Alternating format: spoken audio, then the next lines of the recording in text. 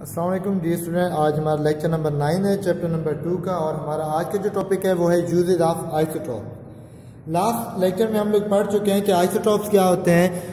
The atom of an element that have same atomic number but different mass number, यानी एक ही element के मुख्तलिफ atom, उनके atomic number तो सेम होते हैं लेकिन उनके मास नंबर मुख्तलिफ होते हैं। क्यों मुख्तलिफ होते हैं? क्योंकि उनके अंदर नंबर ऑफ न्यूट्रॉन मुख्तलिफ होते हैं। उनको हम कहते हैं आइसोटोप। हमने एग्जाम्पल भी पढ़ी थी, हाइड्रोजन के हमने 3 आइसोटोप पढ़े थे, protium, deuterium and tritium. Carbon के आइसोटोप पढ़े थे, carbon 12, carbon 13 and carbon 14। Chlorine और यूरेनियम के आइसोटोप के भी बारे में भी हमने पढ़ा था। आज हम पढ़ने जा रहे हैं वो है यूजेज ऑफ आइसोटोप। आइसोटोप्स कहाँ कहाँ पे यूज होते हैं, ठीक है। तो एक चीज आपको यहाँ पर बता दूं कि आपके पास ऐसे आइसोटोप्स हैं जो कि रेडिएशन एमिट करते हैं, रेडियो एक्टिविटी का फिनोमेना शो करते हैं। उनको हम कहते हैं रेडियो आइसोटोप्स कहते हैं या रेडियो एक्टिव आइसोटोप्स भी कहते हैं। उनके भी यूजेज आ जाते हैं आइसोटोप्स के यूजेज के अंदर, ठीक है। तो जो पहला यूज है वो है रेडियोथेरेपी। फर्स्ट यूज क्या है आइसोटोप्स का? रेडियोथेरेपी। रेडियोथेरेपी क्या है कि हम स्किन कैंसर का इलाज करते हैं through the radiation of isotopes, ठीक है। मुख्तलिफ किस्म के डिजीजेस, खासकर स्किन कैंसर के लिए हम क्या चीज यूज करते हैं? आइसोटोप्स की रेडिएशन यूज करते हैं। अगर आपको स्किन कैंसर हो तो उसके, अल्लाह ना करे आपको स्किन कैंसर हो, जनरली अगर स्किन कैंसर होता है तो उसके लिए हम क्या करते हैं? फास्फोरस 32 एंड स्ट्रोंशियम 92, इसके हम रेडिएशन, स्ट्रोंशियम 90 के हम रेडिएशन थ्रो करते हैं, ठीक है। अगेन आई एम सॉरी, मैं ये नहीं कराते, अल्लाह ना करे कि आपको कैंसर हो। मतलब कि अगर किसी को कैंसर है तो उसके लिए जो हम यूज करते हैं वो हम फास्फोरस 32 यूज करते हैं या फिर स्ट्रोंशियम 90 आइसोटोप की रेडिएशन थ्रो करते हैं स्किन कैंसर के लिए। उसकी रीजन क्या है कि ये जो आपके पास है फास्फोरस 32 हो गया और स्ट्रोंशियम 90, ये जो रेज एमिट करते हैं वो क्या है? लेस पेनिट्रेटिंग रेज एमिट करते हैं। मतलब ये कि अगर हम इनकी रेडिएशन को थ्रो करते हैं तो वो जस्ट स्किन तक ही जाते हैं, स्किन के अंदर पेनिट्रेट नहीं कर सकती। तो यहीं पर ही थ्रो होकर वो क्या कहते हैं कि जो आपके पास कैंसर, जिस मरीज के अंदर वो कैंसर के सेल्स होंगे वो उनको क्या करेगा? डिस्ट्रॉय करेगा। तो इसलिए हम कहते हैं कि स्किन कैंसर के लिए हम फास्फोरस 32 और स्ट्रोंशियम 90 यूज करते हैं। ये क्यों यूज करते हैं? Because they emit the less penetrating radiation, क्योंकि इनसे जो रेडिएशन एमिट होती है वो लेस पेनिट्रेटिंग होती है, जस्ट वो स्किन तक ही जा सकते हैं और स्किन के अंदर जो कैंसर के सेल होंगे उनको डिस्ट्रॉय कर सकते हैं। तो उसके लिए हम क्या से यूज करते हैं? फास्फोरस 32 यूज करते हैं या फिर स्ट्रोंशियम 90 यूज करते हैं स्किन कैंसर के लिए। जो आपके पास दूसरा है वो है कोबाल्ट 60। कोबाल्ट 60 हम किसके लिए यूज करते हैं? जो कि खुदा न खासा अगर बाल्टी के अंदर कहीं पे कैंसर है तो उसके लिए हम कोबाल्ट 60 यूज करते हैं। क्यों? क्योंकि जो कोबाल्ट 60 से रेडिएशन एमिट होती है वो हाईली पेनिट्रेटिंग होती है। वो विद द बॉडी वो क्या कर सकती हैं? सर्कुलेट कर सकती हैं, मूव ऑन कर सकती हैं, पेनिट्रेट कर सकती हैं। यानी कि वो जो आपके पास रहती है वो तो स्किन तक ही मौजूद थी, ये क्या हो जाएंगी? ये बॉडी के अंदर पेनिट्रेट कर जाएंगी और जो आपके पास जहां पर कैंसर वगैरह के सेल होंगे वहां पे ये उनको डिस्ट्रॉय कर सकते हैं, ठीक है। इसके अलावा रीजन इसकी यही है कि ये क्यों, मतलब है इसको हम बॉडी के अंदर जो कैंसर है उसके लिए हम कोबाल्ट 60 को यूज करते हैं, फास्फोरस 32 को क्यों नहीं यूज कर सकते? उसकी रीजन ये है कि जो आपके पास फास्फोरस 32 और स्ट्रोंशियम 90 है उनकी रेडिएशन जो होती है वो लेस पेनिट्रेटिंग होती हैं, और जो आपके पास होती है कोबाल्ट 60 की वो क्या होती हैं? आपके पास इनसे जो रेज खारिज होते हैं वो स्ट्रांगली पेनिट्रेटिंग होती हैं और वो विद इन द बॉडी जाकर कैंसर के सेल को डिस्ट्रॉय कर सकते हैं। तो ये पहला यूज था रेडियोथेरेपी के अंदर for the treatment of cancer. तो आइसोटोप को हम रेडियोथेरेपी के लिए यूज करते हैं, जो कि कैंसर के ट्रीटमेंट को हम कहते हैं रेडियोथेरेपी। तो इसके लिए ये इस्तेमाल होते हैं। ये इसकी थी फर्स्ट एप्लीकेशन, या आप कह सकते हैं कि फर्स्ट यूज। उसके बाद जो सेकंड इसका यूज है वो है tracer for the diagnosis and medicine. मतलब हम मेडिसिन के लिए भी इसको यूज करते हैं मुख्तलिफ किस्म के आइसोटोप्स के लिए, और ट्रेस करने के लिए, पता लगाने के लिए कि खुदा न खासा कहाँ पर ट्यूमर है या डिजीज है, तो उसके लिए भी हम आइसोटोप्स को ही यूज करते हैं। जनरल मैं आपको बता देता हूँ कि कैसे। फॉर एग्जाम्पल यहाँ पर हम कोई आइसोटोप यूज कर रहे हैं जिससे रेडिएशन एमिट हो रही है, ठीक है। जब रेडिएशन एमिट हो रही है, यहाँ से वो आइसोटोप मूव करे तो उसकी रेडिएशन यहाँ से एमिट हो रही है, यहाँ से भी वही एमिट हो रही है, इधर भी इधर भी, ये बॉडी का कोई पार्ट है, ठीक है। जब यहाँ पे आएंगे तो उसकी जो रेडिएशन होगी वो यहाँ पे एब्जॉर्ब हो जाएगी। तो हमारे पास जो डिटेक्टर होता है यहाँ से तो वो डिटेक्ट कर रहा है कि रेस वापस आ रही है। यहाँ पर जब आएगा तो उसको कोई रेस नहीं मिलेगी, तो पता चल जाएगा कि यहाँ पर वो रेस एब्जॉर्ब है, मतलब यहाँ पर इस पॉइंट के अंदर ट्यूमर की मौजूदगी का पता चल जाएगा। ठीक है, फर्दर फिर आगे मूव करेंगे तो यहाँ से फिर दोबारा रेडिएशन एमिट होना शुरू हो जाएंगी। इस तरह हमें पता चल जाता है कि खुदा न खासा कहाँ पर ट्यूमर है। आइसोटोप जो है वो आपके पास आयोडीन 131 जो है वो यूज होता है गाइटर के लिए। गाइटर क्या है कि आपके पास जो थायराइड ग्लैंड होते हैं जो कि गले की निचली साइड पे होते हैं, वहां पर गाइटर जो होती है गिलर्ड की बीमारी, उसको क्योर करने के लिए, उसके इलाज के लिए और उसको डिटेक्ट करने के लिए भी हम आयोडीन 131 को यूज करते हैं। कौन सा आइसोटोप यूज करते हैं? आयोडीन 131। ये यूज होता है किस चीज के लिए? For the treatment and the diagnose of goitre disease. Goitre जो कि गिलर्ड की बीमारी होती है उसके इलाज के लिए हम इसको यूज करते हैं।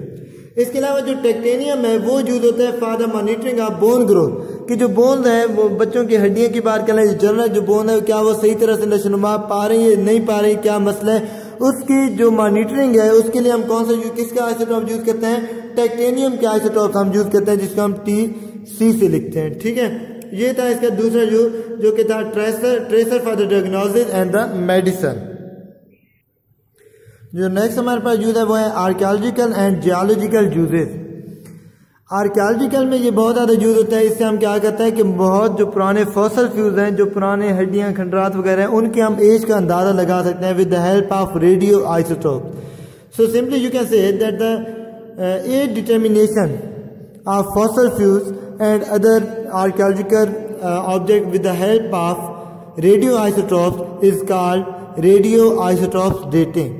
मतलब जो पुराने ऑब्जेक्ट होते हैं जिनको हम फॉसल फ्यूज कहते हैं, जैसे ढांचे वगैरह हो गए, उनकी एज का हम अंदाजा लगा सकते हैं with the help of radio isotopes. ठीक है, उनके एक हाफ लाइफ मेथड से होता है जो कि मैं फर्दर एक्सप्लेन करता हूँ, तो उसको हम कहते हैं रेडियो आइसोटोप डेटिंग। और अगर आपके पास कोई रेडियो आइसोटोप्स हो तो उसको हम कहते हैं रेडियो आइसोटोप डेटिंग। लेकिन अगर हम कार्बन 14 की वजह से उसका एज डिटर्मिनेशन करें, एज डिटरमाइन करें कि वो फॉसल फ्यूज कितनी एज का है, कितना पुराना है, उसको हम कहते हैं कार्बन डेटिंग। यानी age determination of fossil fuels with the help of carbon 14, उसको हम कहेंगे carbon dating. And the age determination of fossil fuels with the help of radio isotopes कहेंगे तो वो आपके पास होगा रेडियो आइसोटोप्स डेटिंग होगा। ठीक है, इसके लिए हम पहले बात करते हैं कि हाफ लाइफ क्या होती है। इसको मैं थोड़ा समझाने के लिए बैकग्राउंड इन्फॉर्मेशन में जाऊंगा। तो हाफ लाइफ क्या होती है? हाफ लाइफ आपके पास एक टाइम पीरियड होता है जिसके अंदर जो आपके पास आइसोटोप जो कोई भी आपके पास एलिमेंट है उसकी अमाउंट हाफ रह जाती है। फॉर एग्जाम्पल मैं कहता हूँ कि कार्बन 14 है, उसकी हाफ लाइफ आपके पास है 1400 ईयर है। लेट्स सपोज मैं कहता हूँ कि 1400 ईयर 1400 साल उसकी क्या है? हाफ लाइफ है। इससे मुराद यह है कि अगर आपके पास 100 ग्राम कार्बन मौजूद हो, कार्बन 14, तो जब 1400 ईयर पास होंगे तो इसकी अमाउंट कितनी रह जाएगी? 15 ग्राम रह जाएगी। ठीक है, और फिर जब आपके पास 1400 ईयर पास होंगे तो ये 50 का भी हाफ रह जाएगी, 25 ग्राम रह जाएगी। फिर जब नेक्स्ट 1400 गुजरेंगे तो ये कितनी रह जाएगी? 12.5। तो वो टाइम पीरियड जिसके अंदर कोई भी एलिमेंट है उसकी अमाउंट हाफ रह जाए उसका हम कहते हैं हाफ लाइफ। अब हमें पता है कि कार्बन की जो हाफ लाइफ है वो कहते हैं कि हम लेट्स सपोज 1400 ईयर्स है। अब आपने ये देखना है कि आपके पास कोई एक सब्सटेंस है जो कि अभी प्रेजेंट है। फॉर एग्जाम्पल मैं कहता हूँ कि कोई भी जानवर है, उसके क्या है, स्कल की बात कर लेते हैं, जो उसके ढांचे की बात कर देता हूँ। मेरी ड्राइंग इतनी अच्छी नहीं है, लेट्स सपोज कि ये आपके पास कोई एक स्कल है जो नॉर्मल है, जो कि ठीक ठाक है।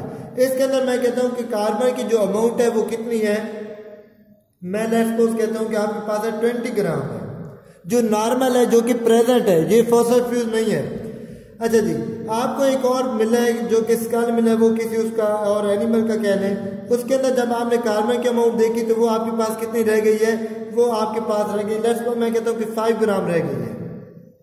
अब आपने अंदाजा करना है कि ये जो स्कल है ये कितने अर्सा पुराना है। तो आप देखेंगे कि जो 20 का हाफ है वो कितना होता है? 10 होता है। फिर 10 का हाफ कितना होता है? 5 होता है। तो मतलब आम रूटीन के अंदर 20 होता है और जो आपको मिला है उसके अंदर है 5 ग्राम। तो इसका मतलब है कि एक हाफ लाइफ उसकी गुजर चुकी है, मतलब 1400 ईयर जहाँ से गुजर चुके हैं, फिर 1400 ईयर जहाँ से गुजर चुके हैं। तो आप ये अंदाजा कर सकते हैं कि ये एटलीस्ट 2800 ईयर्स क्या है? ओल्ड है। ये मैं जनरल एग्जांपल कह रहा हूँ, एग्जैक्ट वैल्यू जो आपके पास 1400 ईयर में भी ना हो कार्बन 14 की, तो आपको ये समझाने के लिए कि किस तरह एज का अंदाजा लगा सकते हैं कि उसकी 2 हाफ लाइफ गुजर चुकी हैं, तो मतलब उसकी कितना, ये जो स्कल है ये एटलीस्ट 2800 ईयर्स ओल्ड है, तकरीबन 2800 साल ये पुराना है। इस तरह हम मुख्तलिफ फॉसिल फ्यूल्स, हड्डियाँ या और जो ऑब्जेक्ट हमें मिलते हैं आर्कियोलॉजिकल पर्पज, तो वहाँ पे हम क्या कर सकते हैं कि उनकी एज का अंदाजा लगा सकते हैं with the help of carbon 14। और with the use of carbon 14 अगर हम उनकी एज का अंदाजा लगाएंगे तो उसको हम क्या कहेंगे, उसको हम नाम देते हैं कार्बन डेटिंग का। ठीक है, ये था आपके पास अनदर यूज ऑफ आइसोटोप, जो कि आपके पास किस चीज का, for the archaeological and geological uses, for the archaeological and geological purpose. ठीक है जी।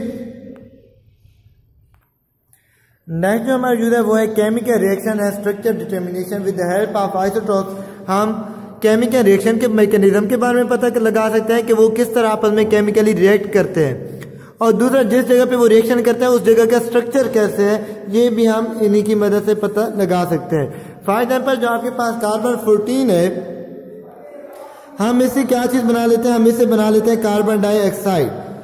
ठीक है, उस कार्बन डाइऑक्साइड को हम क्या कर सकते हैं कि किसी भी प्लांट के अंदर क्या कर देते हैं, एंटर कर देते हैं। ये प्लांट का लीव है, इसके अंदर आप ये जो कार्बन डाइऑक्साइड जब एब्जॉर्ब होगी तो वो ऑटोमेटिकली कार्बन 14 वाली ही होगी। तो जहाँ जहाँ पे वो कार्बन 14 या कार्बन डाइऑक्साइड मूव करेगी, हमें उसकी रेस से पता चल जाएगा कि आप जहाँ पर कार्बन 14 जो है वो मूव कर रही है। ठीक है, उसकी मूवमेंट से हमें ये तो भी पता चलेगा कि वो कहाँ पे मूव करे। इसके अलावा जहाँ पर वो केमिकल रिएक्शन करेगी, हमें इसका भी पता चल जाएगा कि इस पॉइंट पर वो केमिकल रिएक्शन कर रही है। इसके अलावा जिस जगह पे वो केमिकल रिएक्शन कर रही होगी उस जगह का भी हमें पता चल जाएगा कि उसका मैकेनिज्म क्या है, उसका स्ट्रक्चर क्या है। ठीक है, तो जिस तरह हम कहते हैं कि कार्बन डाइऑक्साइड जो है ये वाटर के साथ रिएक्शन करती है और क्या चीज बना लेती है, ग्लूकोज बना लेती है, C6H12O6 बना लेती है। तो हमें ये भी पता चल जाएगा कि ये कहाँ पे रिएक्शन कर रही है और कैसे रिएक्शन कर रही है। इसके अलावा जिस पॉइंट पे वो रिएक्शन कर रही है वो पॉइंट किस तरह का है, उसका स्ट्रक्चर किस तरह है। तो with the help of isotope, खासकर कार्बन 14 से हम केमिकल रिएक्शन का भी पता लगा सकते हैं और स्ट्रक्चर का भी पता लगा सकते हैं। ठीक है जी। उसके बाद जो सबसे अहम और बहुत ही मतलब है कि इम्पोर्टेंट है वो है application in the power generation. मतलब हम इससे इलेक्ट्रिसिटी प्रोड्यूस करने के लिए भी हम आइसोटोप को यूज करते हैं। वो किस तरह, जो नेक्स्ट यूज है वो क्या है, फिशन रिएक्शन के अंदर। फिशन रिएक्शन में क्या होता है कि आपके पास यूरेनियम का आइसोटोप जिसका मास नंबर 235 होता है, यानी यूरेनियम 235। ठीक है, इसके ऊपर हम न्यूट्रॉन की बम्बार्डमेंट कराते हैं तो ये ब्रेक डाउन हो जाती है। फिशन रिएक्शन है, ये टूट कर छोटे छोटे हिस्सों के अंदर, मतलब बेरियम और क्रिप्टॉन के अंदर चेंज हो जाता है और साथ में 3 न्यूट्रॉन एमिट होते हैं। और जो हमारे काम की चीज वो है energy, lot of amount of energy is release during this fission reaction.